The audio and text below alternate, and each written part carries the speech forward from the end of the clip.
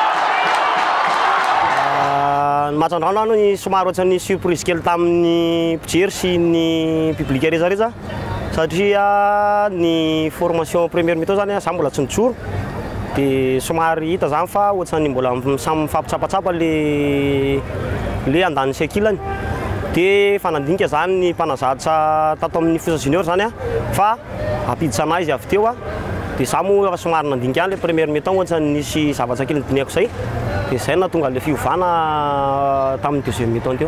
Fijeriko anazy sy fandiniako anazy teo zany satria moa za teo ambony kianja dia problème na marquage-ny adversaire zany no nararotanay teo.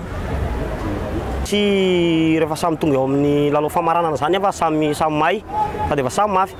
Fa fanomanana zany tsy azo atao ambaniravatra fa tsy maintsy manomana mafy manao effort bebe kokoa zany noho le fanomanana tamin'ny jet Mada teo. Film Coupe de Madagascar 2017, Lalo Manasidal.